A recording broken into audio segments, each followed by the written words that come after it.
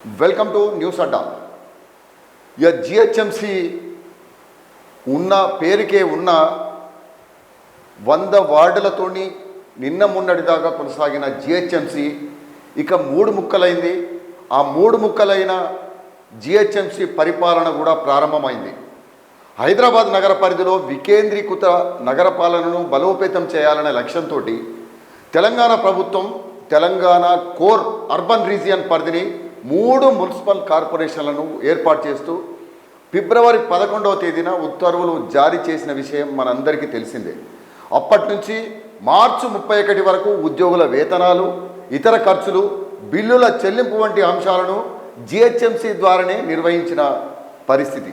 అయితే 2026-27 కొత్త ఆర్థిక సంవత్సరం ప్రారంభం కావడంతో ఎవరికి వారే పరిపాలన ప్రారంభించే అవకాశాలున్నాయి. ఆదాయం, ఖర్చులను సైతం ఎక్కడికక్కడే నిర్వహించనున్నారు. తెలంగాణ కోర్ అర్బన్ రీజియన్ పరిధిలోని 2053 చదరపు కిలోమీటర్ల పరిధిని ప్రభుత్వం greater Hyderabad municipal corporation, Cyberabad municipal corporation, Malkajgiri municipal కార్పొరేషన్లను ఏర్పాటు చేసింది. 3 కార్పొరేషన్ల విభజనలో భాగంగా 689 చదరపు కిలోమీటర్లతో 150 వార్డులతో కూడిన గ్రేటర్ హైదరాబాద్ మున్సిపల్ కార్పొరేషన్ ఇప్పుడు ఏర్పాటు చేసిన సంగతి అయితే మనకు తెలిసిందే. 70 లక్షల జనాభా ఉందని అధికారులు ఒకవైపు చెప్తున్న పరిస్థితి. ఖైరతాబాద్, సికింద్రాబాద్, చార్మినార్, రాజేంద్రనగర్, గోల్కొండ, శంషాబాద్ ఈ జోన్లు ప్రస్తుతం ఉన్నాయి. షేర్లింగంపల్లి, కూకట్పల్లి, కుత్బుల్లాపూర్ జోన్లలోని 16 సర్కిళ్లు 76 వార్డులతో కూడిన సైబరాబాద్ మున్సిపల్ కార్పొరేషన్గా ఏర్పాటు చేశారు. ఈ కార్పొరేషన్ 613 చదరపు కిలోమీటర్ల పరిధిలో విస్తరించి ఉంది.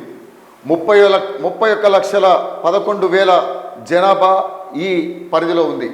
ఇక మల్కాజ్గిరి, ఉప్పల్, ఎల్బీ నగర్ జోన్లలోని 14 సర్కిల్ ఏవైతే ఉన్నాయో ఆ 74 వార్డులతో మల్కాజ్గిరి మున్సిపల్ కార్పొరేషన్గా ఏర్పాటు చేశారు. 654 చదరపు కిలోమీటర్ల విస్తీర్ణంలో 32,52,000 జనాభా ఉందని ఈ మల్కాజ్గిరి కార్పొరేషన్లో ఉందని అధికారులు గుర్తించారు. ఆ 3 కార్పొరేషన్లలో ఇప్పటికే అంటే జిహెచ్ఎంసి పరిధి అయిపోయింది. ఈ 3 కార్పొరేషన్లలో ఎవరికి వారు అంటే కమిషనర్ల నియామకం కూడా అయిపోయింది. ప్రస్తుతం అధికారులు సైతం విభజించబడ్డారు. పరిపాలన కూడా 3 కార్పొరేషన్ల పరిధిలో ప్రారంభమైంది.